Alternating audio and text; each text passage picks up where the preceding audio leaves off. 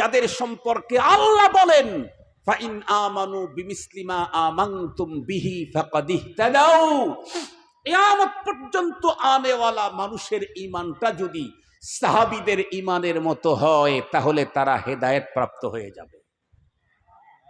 কোরআনে হাকিমে আল্লাহও বলেন ওয়া ইযা কিলা লাহুম আমিনু কামা আমানান নাস, মুনাফিকদেরকে যখন বলা হয় তোমরা ঈমান আনো কেমন, যেমনটি ঈমান এনেছিলেন সাহাবায়ে কেরাম আবু বকর, ওমর, ওসমান, আলী, তেমনটি ঈমান তোমরা আনো। তার মানে রব্বে করিম আমাদের প্রত্যেককে সাহাবীদের ঈমানের মতো ঈমান আনার অর্ডার করেছেন। সঙ্গত কারণে সাহাবায়ে কেরাম সত্যের মাপকাঠি ভালো করে বুঝবেন, সুন্দর করে সাজায় গোছায় বললেন, যখন এ পৃথিবীর সবচেয়ে উন্নত মানের মানুষ নবী রাসূলের পরে সাহাবায়ে কেরাম, আমার সন্তান তাদের মতো হতে চায়, এ কথা শুনতেই সন্তানের টিচারেরা তখন বলে ও মাই গড, আয় আল্লাহ, সে তো 1400 বছরের আগের কাফেলা, আপনিই বললেন।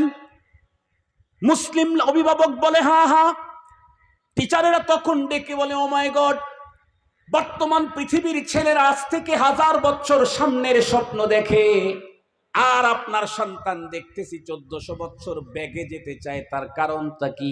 আপনার সন্তান তো জীবনে কোনোদিন তাদেরকে দেখে নাই, খুব ভালো করে বুঝবেন। তখন উনি উত্তর করলেন তার কারণ অন্য কিছু না, আমার সন্তান সাহাবীদেরকে দেখে নাই, কিন্তু আমাদের বাসাতে প্রতিদিন কিতাবি তালিম হয়। এই কিতাবি তালিম, যে কিতাবগুলা তালিম করা হয় তার মধ্যে একটা হলো হেকায়াতে সাহাবা, সাহাবীদের লাইফ হিস্টোরি।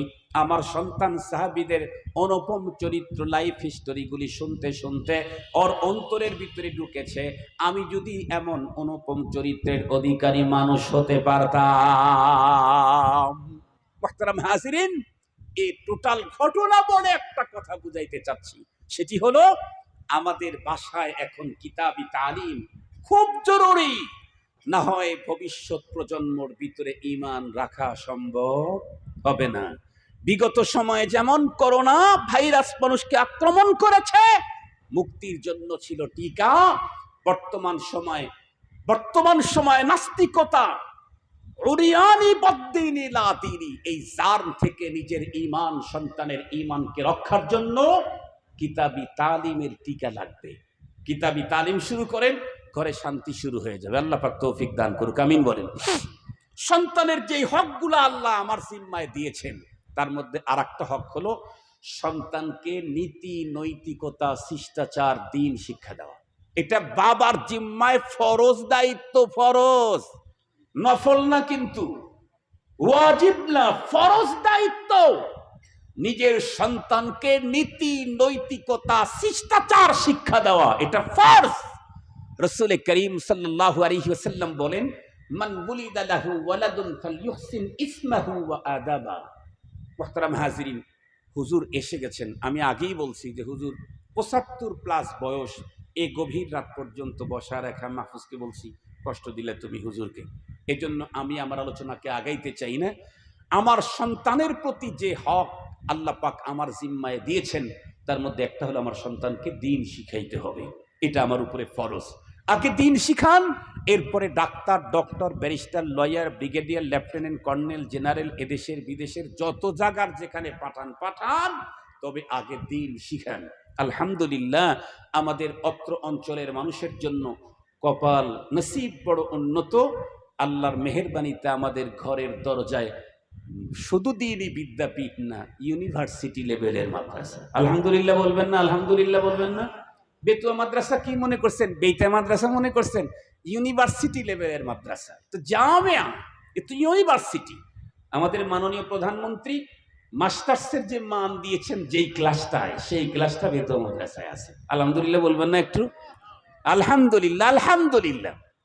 আমি আপনাদের কাছে এখন হুজুরের কাছেও 2-3 মিনিট মাদ্রাসার জন্য চেয়ে নিচ্ছি। আল্লাহ তাআলা যে কোনোভাবে আমাকে মাদ্রাসাতে নিয়ে এসে বসায় দিয়েছেন। আমি এই এতগুলা মানুষের মধ্যে আল্লাহর আসমানের নিচে, জমিনের উপরে আল্লাহকে সাক্ষী রেখে বলতেছি, এই মাদ্রাসার প্রিন্সিপাল হওয়ার স্বপ্ন, আগ্রহ, আবেগ হতে হবে, আগাও, কিচ্ছু আমি করি নাই। বরং আমাকে যখন বলছে মিটিংয়ে থাকতে হবে, তখন আমি মিটিংয়ে আসবো কিনা এই ব্যাপারটা বোঝার জন্য ঢাকা পর্যন্ত গেছি আমার মুরব্বির সাথে কথা বলার জন্য। ভাইদের সাথে তো কথা বলেছি, এরপরে উত্তরবঙ্গের মুরব্বির সাথে যে বেতুয়া মাদ্রাসার মিটিং আমাকে থাকতে বলছে, আমি যাব কিনা। কারণ আমরা তো রোহা মাদ্রাসার হুজুর, আমরা ওখানে গেলে তো আবার মনে মনে ভাববে, ও এই 23 বছরের আগের সেই হারানো পার্টিরা এখন আবার জেগে উঠছে, এটা ভাবতেই পারে। এজন্য আমি ঢাকায় গিয়েছি। সোয়া ঘন্টা রুদ্রদ্বার হুজুরের সাথে আমার কথা হয়েছে। তখন সিরাজগঞ্জের 2-3 প্রিন্সিপাল ওখানে ছিল। এরপরে যখন হুজুর আমাকে অর্ডার করেছে যে থাকবেন তো থাকবেন, 2 মিটিংয়েই থাকবেন, এরপরে কেমনে কেমনে আল্লাহ তাআলা এখানে নিয়ে আসছেন। মুহতারাম হাজিরিন, আল্লাহর মেহেরবানি, আপনাদের দোয়া ভালোবাসা।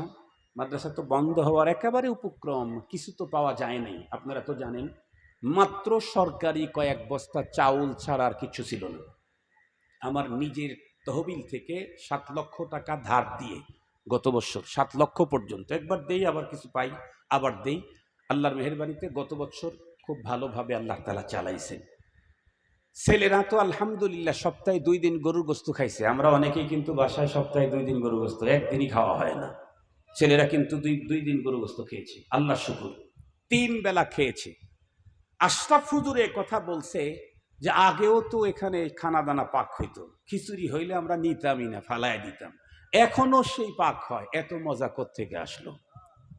আশরাফ হুজুর নিজে কথা বলেছে। আশরাফ হুজুর এদিকে এক ইসে বলেছে, আলহামদুলিল্লাহ এ পর্যন্ত প্রায় 10 মাস গেছে, 1 টাকা বেতন বাকি নাই। আলহামদুলিল্লাহ বললেন না ভাই? 1 টাকা বেতন বাকি নাই। রমজান আর ঈদ আসার আগেই আমি ঢাকাতে গিয়ে এতেকাফ করব।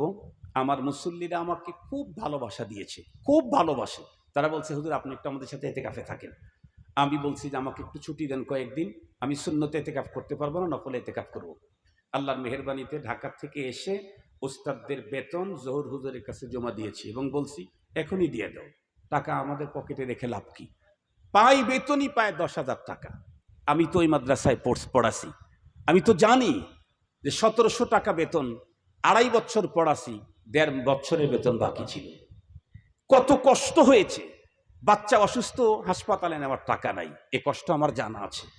10,000 টাকা বেতন দিই, এটাও যদি আবার ঈদের সময় না দিই, হুজুরের ঈদ তো শেষ হয়ে যাবে। এজন্য বলছি আগেই দিয়ে দাও। আলহামদুলিল্লাহ আপনাদের দোয়া ভালোবাসা, আল্লাহর দয়া মেহেরবানিতে, আল্লাহর মেহেরবানিতে 100% হয়েছে। এইবার এখন একটু শক্ত দোয়া করতে হবে। আমি তো যখন জরুরি কাজ, বড় কাজ, তখন আমি দুর্ঘটনায় আক্রান্ত হয়ে 3 মাস প্রায় হাসপাতালের দিকে, বাড়ির থেকে যাই আর হাসপাতালে যাই, ড্রেসিং করে আসি। এই ভাঙ্গা ঠ্যাং নিয়েও আলহামদুলিল্লাহ কিছু মানুষের কাছে মাদ্রাসার জন্য গিয়েছি, কিছু ফায়দা হয়েছে। ইনশাআল্লাহ মাদ্রাসা ঠেকবে না, ইনশাআল্লাহ, ইনশাআল্লাহ। আমার কৃতিত্ব না, ও মকবুল ইদারা, মকবুল প্রতিষ্ঠান, আল্লাহর দয়ার কারণেই মাদ্রাসা চলবে ইনশাআল্লাহ। আপনাদেরকে এখন একটু দোয়া করতে হবে। আল্লাহ, মাহফিলটা যেমন হয়েছে, মানুষ কি বলছে?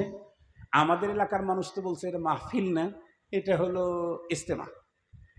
আর একেবারে মূর্খ মানুষ যারা, তারা বলছে হায় আল্লাহ, বেতুয়া মাদ্রাসায় মাহফিল হয় না, এটা হাসরের মাঠ হয়ে গেছে। হাসরের মাঠ বলে হয়েছে। ওই রকম যেন আল্লাহ তাআলা দিনদার নেককার ছাত্র যেন আমাদের মাদ্রাসা আল্লাহ যেন পাঠায় দেয়। আমরা যেদিকে তাকাই সেদিকে যেন ছাত্র আর ছাত্র দেখতে পাই। দিনদার ওস্তাদ, দিনদার ছাত্র দিয়ে আল্লাহ তাআলা আমাদের এই প্রতিষ্ঠানটাকে আগামী দিনের সামনের দিকে নিয়ে যান। এজন্য আপনাদের প্রত্যেকের দোয়া, সহযোগিতা, ভালোবাসা অত্যন্ত জরুরি, অত্যন্ত জরুরি। আমি আপনাদের প্রত্যেকের জিম্মাদার হিসাবে, ক্ষণিকের জিম্মাদার হিসাবে। ক্ষণিকের জিম্মাদার কেন বলি তা জানেন? হয়তো হায়াত থাকতেও এখান থেকে চলে যাওয়া লাগতে পারে, আর হায়াত থাকতে যদি চলে নাও যাই, মরণ তো একদিন আমাকে সরায়া দিবেই দিবে। কথা বলেন না কেন ভাই? মরণ তো একদিন এখান থেকে আমাকে সরায়া দিবেই দিবে। তখন তো আর এই জন্য ক্ষণিকের জিম্মাদার হিসাবে আপনাদের কাছে মাদ্রাসার সহযোগিতা, ভালোবাসা, এবং আপনারা মাদ্রাসায় যাবেন। আমি বলেছি গত জুমাতে পশ্চিমপাড়া আসছিলাম, যখন তখন গিয়ে আপনারা হিসাব দেখবেন, যেটা আগে ঝামেলা ছিল এটাই বড় ঝামেলা ছিল। যখন তখন গিয়ে হিসাব দেখবেন, আমার পেরেশানি নেই। আমি যা কালেকশন করি সাথে সাথে নিয়ে এসে মাদ্রাসায় জহুর হুজুরের কাছে জমা দিই। হুজুরে যেই পাইছিলাম রেখে দেন, আমার পকেটে মাদ্রাসার কোনো টাকা থাকে না। কালকে জিজ্ঞেস করলাম, এই যে ইসে যে আসছে রশিদে আমি যা জমা দিয়েছি ঠিক আছে তো? কয় হুজুর আপনি আরো 90 টাকা পাওনা আছে, আপনি আরো 90 টাকা পাওনা আছেন। তোরে বললাম ওর ভিতরে একটা টাকা আছে মালয়েশিয়া থেকে আসছে, এই 26,700 টাকা। তা আমি বললাম এই টাকাও আমি পাওনা আছি, এখনো পর্যন্ত তারা পাঠায় নাই, কিন্তু তোমাদেরকে জমা দিয়ে দিছি লেখে। মুহতারাম হাজিরিন, ইনশাআল্লাহ আল্লাহকে হাজির নাজির জেনে বলছি, একটা কানা পাই এখানে খিয়ানত হবে না ইনশাআল্লাহ। কানা পাই খিয়ানত হবে না। রাত্রের অন্ধকারে কেউ যদি 1 কোটি টাকা দেয়, এখান থেকে একটা পাই নষ্ট হওয়ার সম্ভাবনা নাই। যাদের সম্পর্কে আল্লাহ বলেন ফাইন আমানু বিমিসলিমা আমানতুম বিহি ফাকাদ ইহতাদাউ, কিয়ামত পর্যন্ত আনেওয়ালা মানুষের ঈমানটা যদি সাহাবীদের ঈমানের মতো হয়, তাহলে তারা হেদায়েত প্রাপ্ত হয়ে যাবে। কোরআনে হাকিমে আল্লাহও বলেন ওয়াইদা কিলা লাহুম আমিনু কামা আমানান নাস, মুনাফিকদেরকে যখন বলা হয় তোমরা ঈমান আনো কেমন, যেমনটি ঈমান এনেছিলেন সাহাবায়ে কেরাম আবু বকর, ওমর, ওসমান, আলী, তেমনটি ঈমান তোমরা আনো। তার মানে রব্বে করিম আমাদের প্রত্যেককে সাহাবীদের ঈমানের মতো ঈমান আনার অর্ডার করেছেন।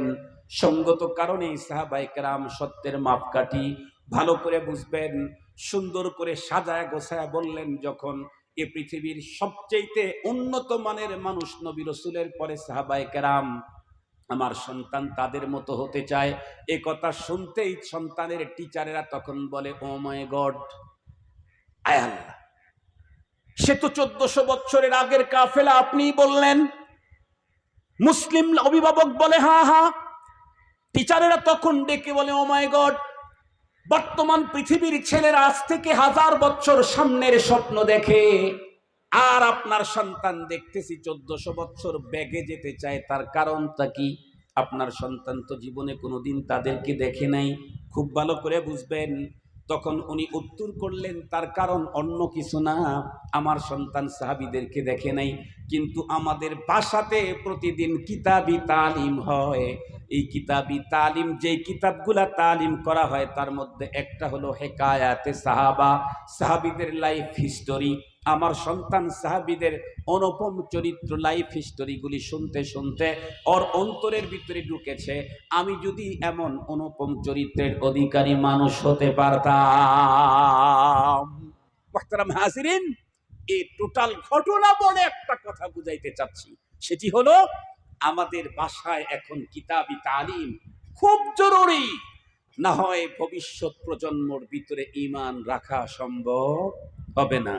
বিগত সময়ে যেমন করোনা ভাইরাস মানুষকে আক্রমণ করেছে, মুক্তির জন্য ছিল টিকা, বর্তমান সময়ে নাস্তিকতা, উরিয়ানি বদ্দিনি লাতিনি, এই জার্ম থেকে নিজের ঈমান, সন্তানের ঈমানকে রক্ষার জন্য কিতাবি তালিমের টিকা লাগবে।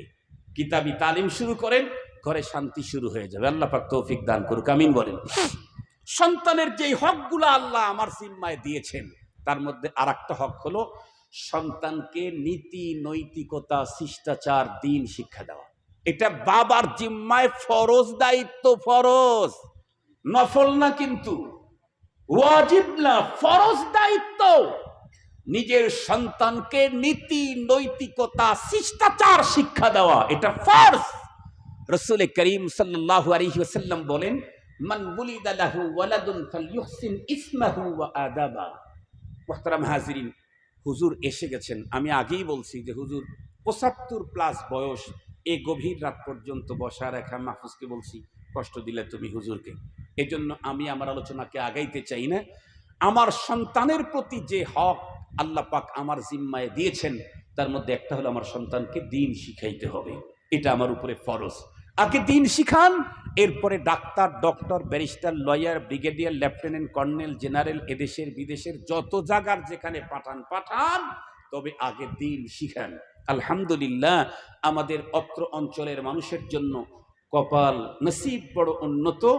আল্লাহর মেহেরবানিতে আমাদের ঘরের দরজায় শুধু দিনই বিদ্যাপীঠ না, ইউনিভার্সিটি লেভেলের মাদ্রাসা। আলহামদুলিল্লাহ বলবেন না? আলহামদুলিল্লাহ বলবেন না? বেতুয়া মাদ্রাসা কি মনে করছেন? বেইতা মাদ্রাসা মনে করছেন? ইউনিভার্সিটি লেভেলের মাদ্রাসা তো জামিয়া, এ তো ইউনিভার্সিটি। আমাদের মাননীয় প্রধানমন্ত্রী মাস্টার্সের যে মান দিয়েছেন যেই ক্লাসটায়, সেই ক্লাসটা বেতুয়া মাদ্রাসায় আছে। আলহামদুলিল্লাহ বলবেন না একটু? আলহামদুলিল্লাহ, আলহামদুলিল্লাহ। আমি আপনাদের কাছে এখন হুজুরের কাছেও 2-3 মিনিট মাদ্রাসার জন্য চেয়ে নিচ্ছি। আল্লাহ তাআলা যে কোনোভাবে আমাকে মাদ্রাসাতে নিয়ে এসে বসায় দিয়েছেন।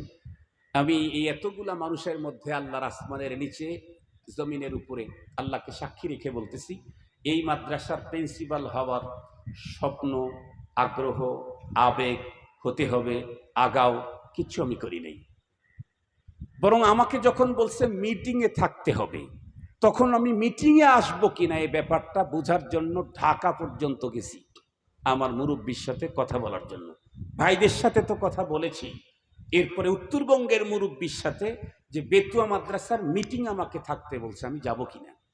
কারণ আমরা তো রোহামাদের সাথে হুজুর, আমরা ওখানে গেলে তো আবার মনে মনে ভাববে, ও এই 23 বছরের আগের সেই হারানো পার্টিরা এখন আবার জেগে উঠছে, এটা ভাবতেই পারে। এজন্য আমি ঢাকায় গিয়েছি। 1 ঘন্টা রুদ্রদ্বার হুজুরের সাথে আমার কথা হয়েছে। তখন সিরাজগঞ্জের 2-3 প্রিন্সিপাল ওখানে ছিল। এরপরে যখন হুজুর আমাকে অর্ডার করেছে যে থাকবেন তো থাকবেন, 2 মিটিংয়েই থাকবেন, এরপরে কেমনে কেমনে আল্লাহ তাআলা এখানে নিয়ে আসছেন। মুহতারাম হাজিরিন, আল্লাহর মেহেরবানি, আপনাদের দোয়া, ভালোবাসা। মাদ্রাসা তো বন্ধ হওয়ার একেবারে উপক্রম, কিছু তো পাওয়া যায় নাই, আপনারা তো জানেন। মাত্র সরকারি কয়েক বস্তা চাউল ছাড়া আর কিছু ছিল না। আমার নিজের তহবিল থেকে 7 লক্ষ টাকা ধার দিয়ে গত বছর 7 লক্ষ পর্যন্ত, একবার দেই আবার কিছু পাই, আবার দেই। আল্লাহর মেহেরবানিতে গত বছর খুব ভালোভাবে আল্লাহ তাআলা চালাইছেন। ছেলেরা তো আলহামদুলিল্লাহ সপ্তাহে 2 দিন গরুর গোস্ত খাইছে। আমরা অনেকেই কিন্তু বাসায় সপ্তাহে 2 দিন গরুর গোস্ত, একদিনই খাওয়া হয় না। ছেলেরা কিন্তু দুই দিন গরুর গোস্ত খেয়েছে, আল্লাহ শুকুর। 3 বেলা খেয়েছে। আশরাফ হুজুর কথা বলছে যে আগেও তো এখানে খানা দানা পাক হইতো, খিচুড়ি হইলে আমরা নিতামই না, ফালায় দিতাম, এখনো সেই পাক হয়। এত মজা কোত্থেকে আসলো? আশরাফ হুজুর নিজে কথা বলেছে। আশরাফ হুজুর এদিকে এক ইসে বলেছে, আলহামদুলিল্লাহ এ পর্যন্ত প্রায় 10 মাস গেছে, 1 টাকা বেতন বাকি নাই। আলহামদুলিল্লাহ বললেন না ভাই? 1 টাকা বেতন বাকি নাই। রমজান আর ঈদ আসার আগেই আমি ঢাকাতে গিয়ে এতেকাফ করব। আমার মুসল্লিরা আমাকে খুব ভালোবাসা দিয়েছে, খুব ভালোবাসে। তারা বলছে, হুজুর আপনি একটু আমাদের সাথে এতেকাফে থাকেন। আমি বলছি যে আমাকে একটু ছুটি দেন কয়েকদিন, আমি সুন্নতে এতেকাফ করতে পারবো না, নফলে এতেকাফ করব। আল্লাহর মেহেরবানিতে ঢাকা থেকে এসে ওস্তাদদের বেতন জহুর হুজুরের কাছে জমা দিয়েছি এবং বলছি এখনই দিয়ে দাও, টাকা আমাদের পকেটে রেখে লাভ কি। পাই বেতনই পায় 10,000 টাকা। আমি তো ওই মাদ্রাসায় পড়াছি, আমি তো জানি যে 1700 টাকা বেতন, 2.5 বছর পড়াছি, 1.5 বছরের বেতন বাকি ছিল। কত কষ্ট হয়েছে। বাচ্চা অসুস্থ, হাসপাতালে নেওয়ার টাকা নাই, এ কষ্ট আমার জানা আছে। 10,000 টাকা বেতন দিই, এটাও যদি আবার ঈদের সময় না দিই, হুজুরের ঈদ তো শেষ হয়ে যাবে। এজন্য বলছি আগেই দিয়ে দাও। আলহামদুলিল্লাহ আপনাদের দোয়া, ভালোবাসা, আল্লাহর দয়া, মেহেরবানিতে, আল্লাহর মেহেরবানিতে 100% হয়েছে। এইবার এখন একটু শক্ত দোয়া করতে হবে। আমি তো যখন জরুরি কাজ, বড় কাজ, তখন আমি দুর্ঘটনায় আক্রান্ত হয়ে 3 মাস প্রায় হাসপাতালের দিকে, বাড়ির থেকে যাই আর হাসপাতালে যাই, ড্রেসিং করে আসি। এই ভাঙ্গা ঠ্যাং নিয়েও আলহামদুলিল্লাহ কিছু মানুষের কাছে মাদ্রাসার জন্য গিয়েছি, কিছু ফায়দা হয়েছে। ইনশাআল্লাহ মাদ্রাসা ঠেকবে না, ইনশাআল্লাহ, ইনশাআল্লাহ। আমার কৃতিত্ব না, ও মকবুল ইদারা, মকবুল প্রতিষ্ঠান, আল্লাহর দয়ার কারণেই মাদ্রাসা চলবে ইনশাআল্লাহ। আপনাদেরকে এখন একটু দোয়া করতে হবে। আল্লাহ, মাহফিলটা যেমন হয়েছে, মানুষ কি বলছে? আমাদের এলাকার মানুষ তো বলছে এটা মাহফিল না, এটা হলো ইস্তেমা। আর একেবারে মূর্খ মানুষ যারা, তারা বলছে হায় আল্লাহ, বেতুয়া মাদ্রাসায় মাহফিল হয় না, এটা হাসরের মাঠ হয়ে গেছে। হাসরের মাঠ বলে গেছে। ওই রকম যেন আল্লাহ তাআলা দিনদার নেককার ছাত্র যেন আমাদের মাদ্রাসায় আল্লাহ যেন পাঠায় দেয়। আমরা যেদিকে তাকাই সেদিকে যেন ছাত্র আর ছাত্র দেখতে পাই। দিনদার ওস্তাদ, দিনদার ছাত্র দিয়ে আল্লাহ তাআলা আমাদের এই প্রতিষ্ঠানটাকে আগামী দিনের সামনের দিকে নিয়ে যান। এজন্য আপনাদের প্রত্যেকের দোয়া, সহযোগিতা, ভালোবাসা অত্যন্ত জরুরি, অত্যন্ত জরুরি। আমি আপনাদের প্রত্যেকের জিম্মাদার হিসাবে, ক্ষণিকের জিম্মাদার হিসাবে, ক্ষণিকের জিম্মাদার কেন বলি তা জানেন?